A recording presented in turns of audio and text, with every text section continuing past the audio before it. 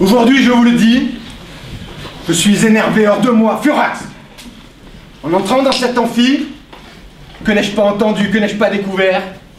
L'or noir ne fait plus recette. Calomnie, foutaise, hérésie. Je vous le dis. Au contraire, l'or noir fait recette. Et il fait recette chaque jour, au quotidien, et je vais vous le prouver. Mon cher contradicteur, mon cher ami, Monsieur Ducrot. Monsieur Ducrot, je le sais, vous avez plaidé mercredi dernier, vous êtes un homme de raison, un homme de passion, un homme sensé, et vous marquez sur tous les condiments que vous vendez. Ducrot, c'est chaque jour qui se décarcasse.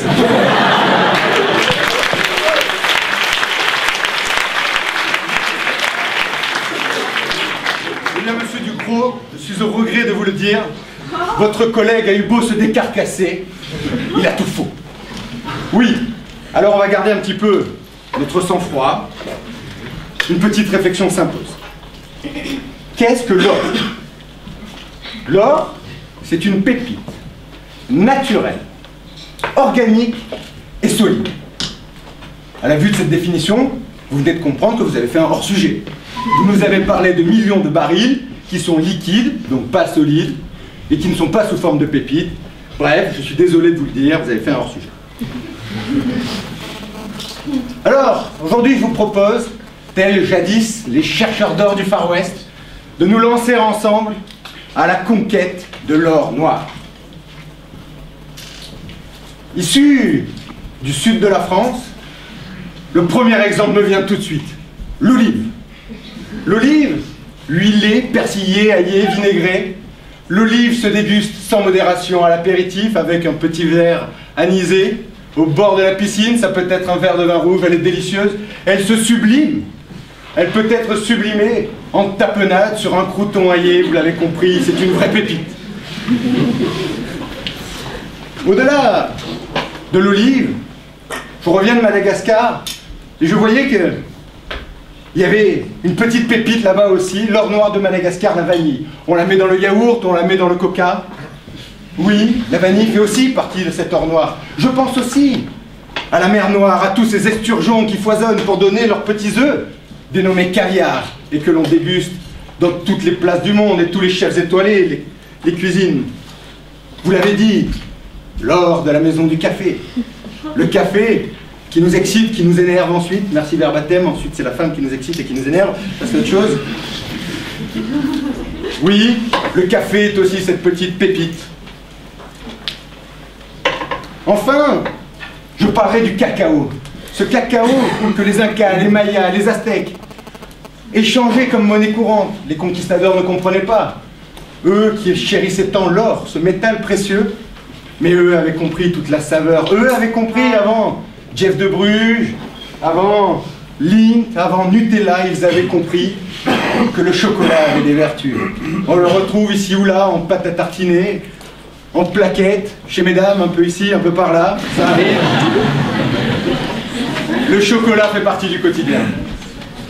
Et enfin, la liste est non exhaustive, mais malheureusement il va falloir la clore.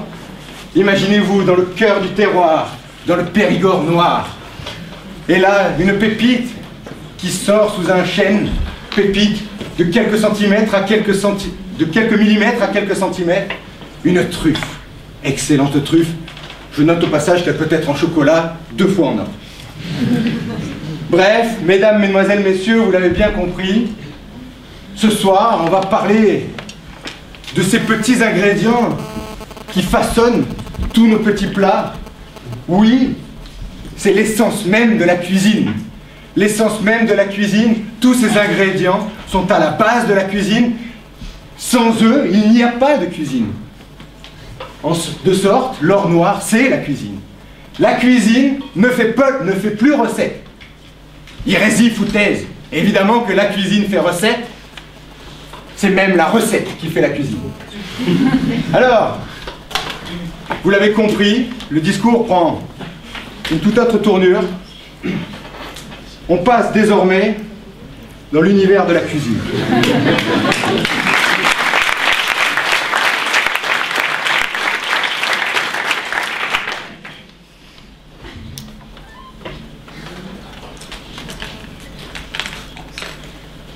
Top Chef à Master Chef, en passant par Ratatouille. De Ducasse à Paul Bocuse, de la sus nommée Maïté à Jean-Pierre Coff, tous ont une passion, une seule et unique. La cuisine, celle qui nous fait vivre. L'art de vivre, de partager, de sublimer ces produits du quotidien. La cuisine est une chanson, la cuisine n'est que poésie. Et pour ça, pas plus tard qu'hier, j'étais chez ma grand-mère et je lui ai volé une petite recette. La poularde au morille. Ça ne paraît rien comme ça, la poularde au morille.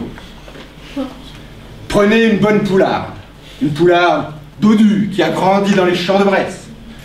Prenez-la, découpez-la en morceaux, faites-la dorer à l'huile. Coupez bien tous les morceaux, pilons, ailes d'un côté, faites-la donc dorer, mettez-y un petit peu de thym, de romarin.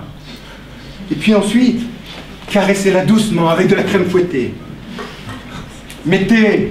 Émincez quelques oignons, quelques échalotes, faites-les blanchir, mettez le tout dans le faitout. Mettez généreusement une grande lampée de vin blanc, fruité. Et ensuite, le tout cuit, mettez quelques copeaux de truffes. On sent là les recettes de bonne maman. On sent là le bon temps. Oui, mesdames, mesdemoiselles, messieurs, je vous le dis, la cuisine est un art. La cuisine est cet or noir. Vous, messieurs, pas plus tard que mercredi dernier, vous étiez dans l'amphi d'en face et vous disiez que le luxe, c'est d'avoir une Rolex et de regarder l'heure sur son iPhone. Et bien moi, aujourd'hui, là aussi, je vous le dis, c'est tout faux. C'est tout faux. Oui, le luxe, c'est d'avoir de l'or noir dans son assiette. Les émirs ne s'y sont pas trompés. À longueur de journée, et malheureusement, je constate que vous avez fait le même raccourci, à longueur de journée, on dit que ce sont les patrons de l'or noir. Pourquoi? Parce qu'ils pompent barils après barils, certes, mais pourquoi? Pour le soir, avoir la simplicité de se retrouver autour d'une bonne assiette. Et ce sont eux qui sont réputés pour avoir la meilleure cuisine, puisqu'ils ont les meilleurs chefs avec eux. Oui, je vous le dis, on parle d'or noir parce que le pétrole leur permet d'accéder à cet or noir. Là encore, vous avez fait une erreur, une faute.